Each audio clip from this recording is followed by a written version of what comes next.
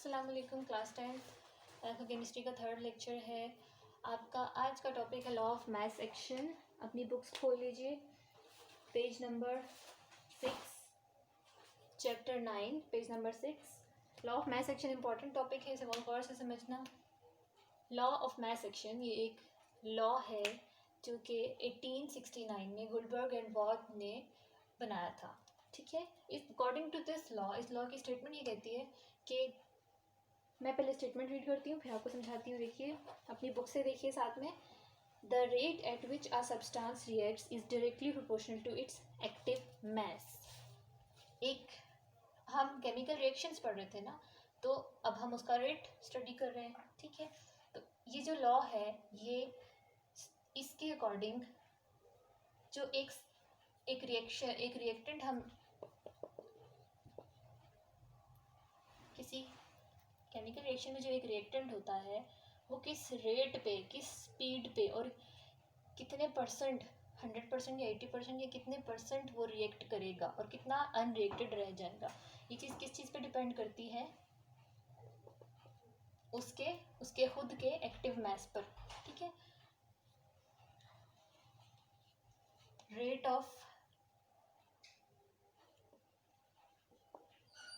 Substance reaction कि ये substance कितना रिएक्ट करेगा।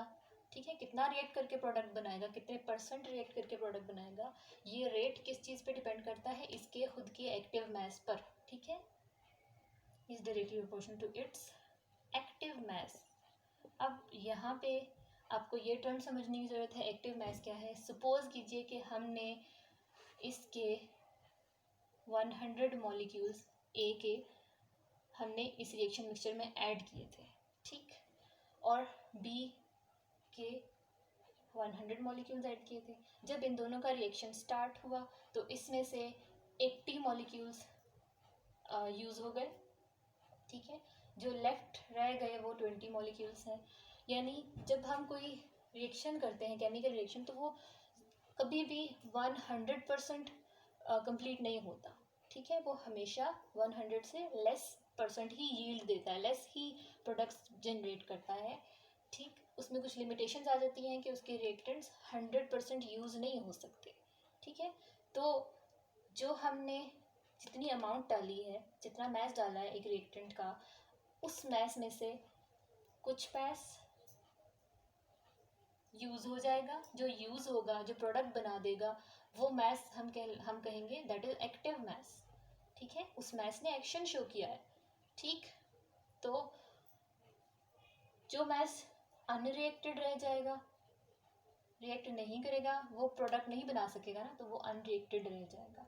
उसने इस रिएक्शन में पार्ट ही नहीं लिया, वो as unreacted mass, as impurity वहीं पे रह जाएगा। ठीक है, ठीक। अब अकॉर्डिंग टू दिस लॉ, इस लॉ के 2 पार्ट्स हैं। फर्स्ट पार्ट है rate of a substance reaction, कि ये जो सब्सटेंस है, ए सब्सटेंस, ये किस स्पीड में रिएक्ट करता है और कितना परसेंट रिएक्ट कर, कितना परसेंट यूज़ होके प्रोडक्ट बनाएगा। ये चीज़ डिपेंड करती है इसके एक्टिव मास पर, कि इसके गिवन मास में से कितना मास इसका एक्शन शो करता है, कितना मास प्रोडक्ट देता है। ठीक है, ये चीज़ समझ आई आपको। और मैं आगे रीड कर रही हूँ। And the rate of a reaction is directly proportional to the product of active masses of the reacting substances. ठीक है, एक सब्सटेंस का रेट किसी से डिपेंड करेगा, उसके खुद के एक्टिव मास पे।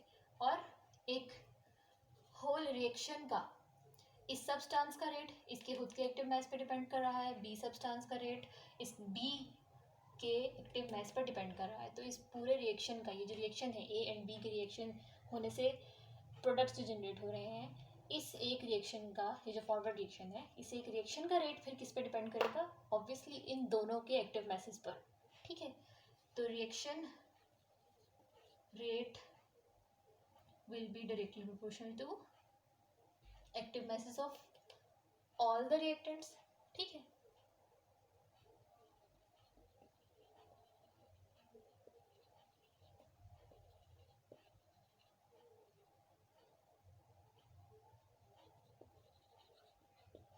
ठीक।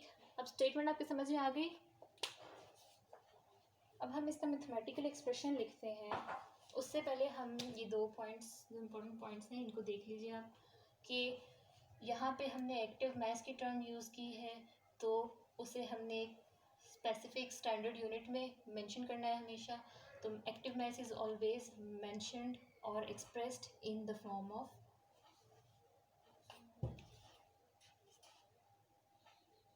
मोल पर डेसीमीटर क्यूब। ठीक है, active mass is always expressed in the form of mole per decimetre cube. इस लॉ में आपने इस चीज़ का इसको ज़रूर मेंशन करना है, और हमेशा जब भी इसकी कैलकुलेशन आप आगे जाके करोगे तो उसमें इसी का ख्याल रखना है कि कॉन्सेंट्रेशन ऑफ रिएक्टेंट्स और amount of reactant should be in moles per decimetre cube. ठीक है, सेकेंडली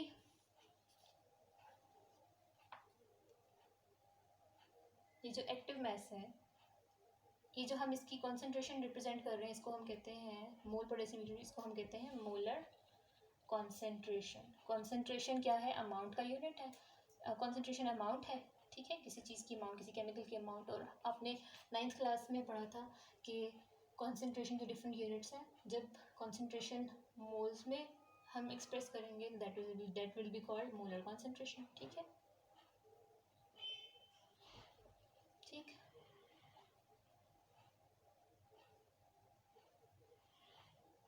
तो आपने याद रखना है कि molar concentration is always expressed in the form of square bracket around the symbol of और chemical formula of that substance. जैसे फॉर एग्जांपल अगर हाइड्रोजन गैस है, तो मैं हाइड्रोजन गैस की मोलर कॉन्सेंट्रेशन को कैसे एक्सप्रेस करूँगी? हाइड्रोजन का जो भी सिंबल है, जो भी फॉर्मूला है, वो हम यहाँ लिखेंगे एज इट इज़, और उसके आगे उसके साइड पे स्क्वायर ब्रैकेट्स लगा देंगे।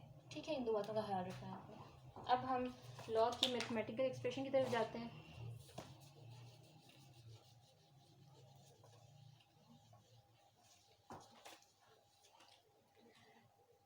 मैथमेटिकल एक्सप्रेशन क्या कहता है? पहले हम एक जनरल रिएक्शन सपोज करते हैं।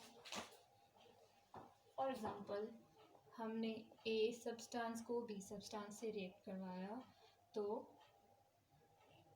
सी substance and D substance produce हुए। ये केमिकल रिएक्शन है, सपोज कर रहे हैं हम इसको। ठीक, तो अकॉर्डिंग टू दिस लॉ ये कौन सा रिएक्शन है? ये एरो बता रहा है कि ये फॉरवर्ड रिएक्शन है। ठीक है, तो रेट ऑफ फॉरवर्ड रिएक्शन, ये फॉरवर्ड रिएक्शन है ना, rate of this forward reaction is directly proportional to active masses of its reactants. ठीक है, the product of active masses of its reactants. इसके एक्टिव masses, दोनों रिएक्टेंट्स को पहले आप लिखें ए एंड बी। ठीक है, और रिएक्टेंट्स आपने यहाँ लिखने हैं। उसके बाद आपने उसकी मोलर कॉन्सेंट्रेशन ली थी, एक्टिव मास लिया था, तो आप उसको मोलर कॉन्सेंट्रेशन को ऐसे रिप्रेजेंट करेंगे स्क्वायर ब्रैकेट से। ये हो गई मोलर कॉन्सेंट्रेशन ऑफ रिएक्टेंट्स, और दरमियान में मल्टीप्लाई हो रहे हैं ये। ठीक है, तो इस रिएक्शन का रेट इन दोनों रिएक्टेंट्स की मोलर कॉन्सेंट्रेशन को मल्टीप्लाई करके हमें मिलेगा। ठीक है, अब अगर मैं कहूँ, हम इक्विलिब्रियम कांस्टेंट पढ़ रहे थे, हम इक्विलिब्रियम को पढ़ रहे थे, रिवर्सिबल रिएक्शंस को स्टडी कर रहे थे। तो अगर मैं कहूँ कि ये रिएक्शन रिवर्सिबल है, तो ये सी एंड डी कंबाइन होके वापस ये ए एंड बी बना सकते हैं। ठीक है, तो ये वाला रिएक्शन कौन सा होगा? Reverse reaction. ठीक है, तो रिवर्स रिएक्शन के लिए भी मैं क्या कर सकती हूँ? रिवर्स रिएक्शन किस रेट पे होगा उसका रेट फाइंड करने के लिए भी हम यही लॉ यूज़ करेंगे, रेट ऑफ रिवर्स रिएक्शन। अब रिवर्स रिएक्शन कैसे होगा? सी और डी के आपस में कंबाइन होने से। जैसे ए और बी के कंबाइन होने से फॉरवर्ड रिएक्शन हो रहा था, वैसे सी एंड डी के कंबाइन होने से रिवर्स रिएक्शन होगा। तो रिवर्स रिएक्शन किस पे डिपेंड करेगा? सी और डी के एक्टिव मास पे।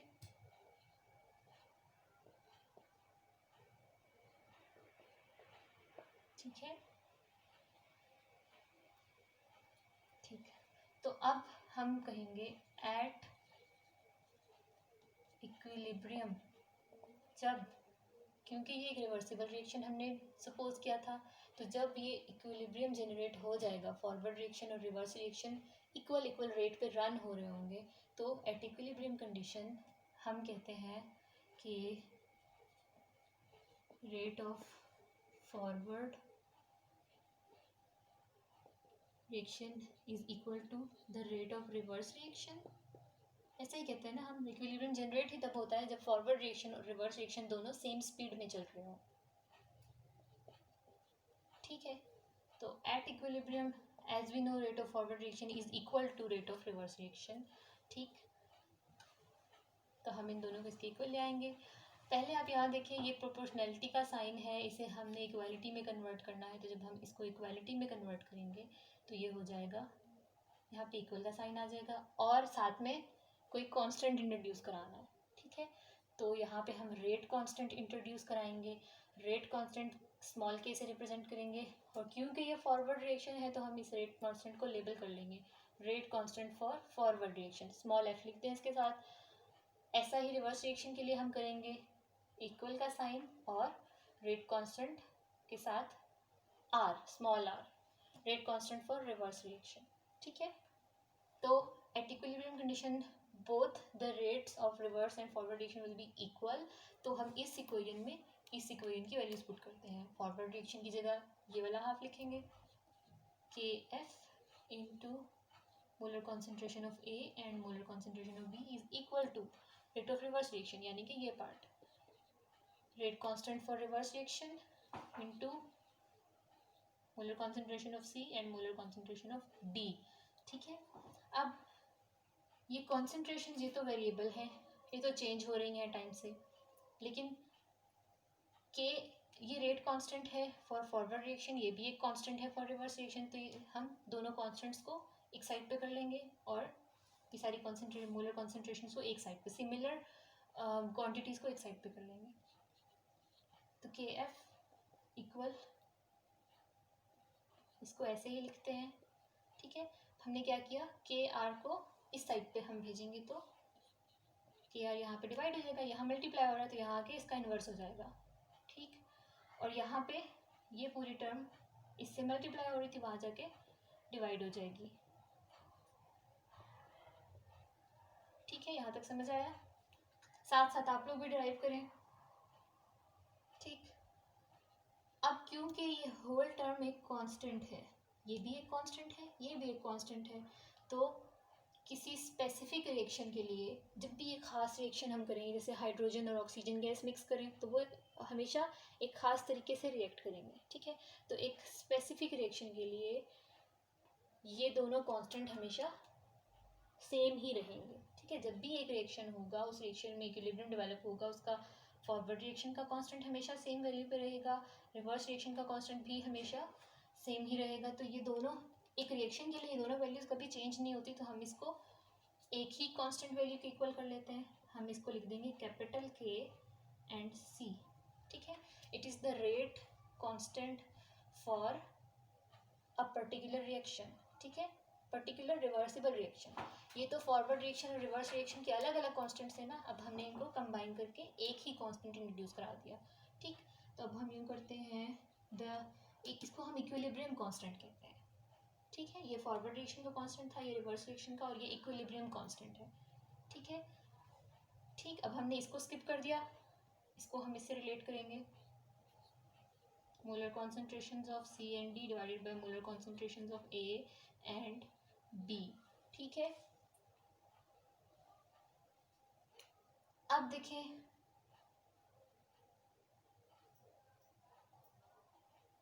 ये क्या है दोनों, ये दोनों प्रोडक्ट्स हैं ना, सी एंड डी प्रोडक्ट्स हैं।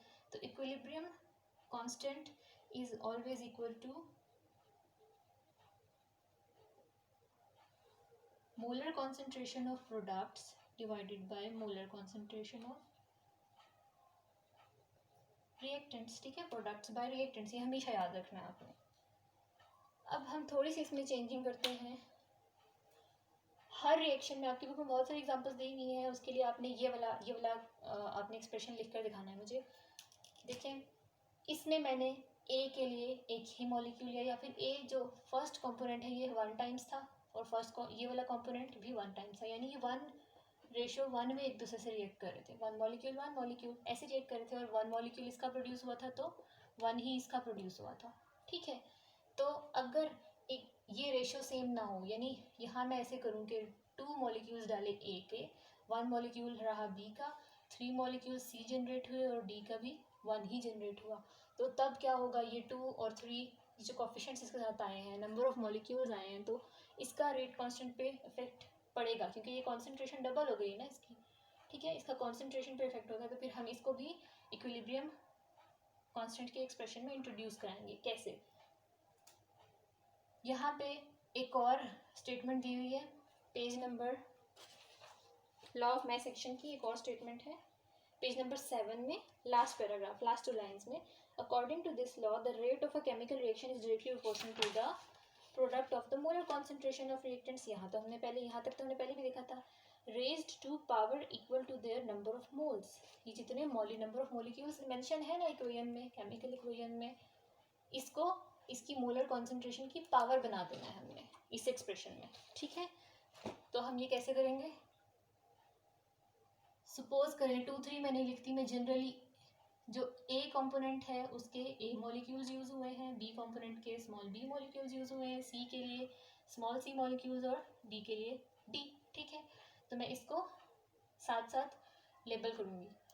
अब हमने स्टेटमेंट में क्या पढ़ा कि हम इसकी मोलर कॉन्सेंट्रेशन की पावर बना देंगे, जितना भी यहाँ पे नंबर ऑफ मॉलिक्यूल दिया होगा।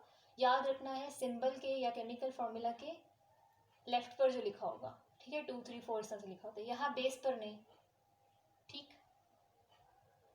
अब यहाँ पे हमने क्या लिखा था, ए मोल्स या A molecules for a reactant, तो मैं ए को ए की पावर बना दूंगी।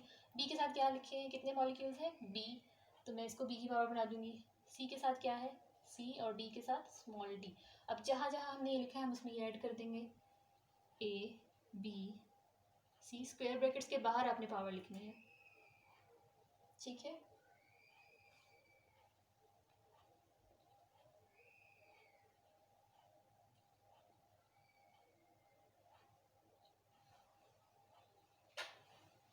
ठीक, तो ये आपका इक्विलिब्रियम कांस्टेंट का एक्सप्रेशन या फॉर्मूला जनरेट हो गया, ठीक। ये जो लॉ है ये लॉन्ग में भी पूछा जाता है और शॉर्ट में भी पूछा जाता है।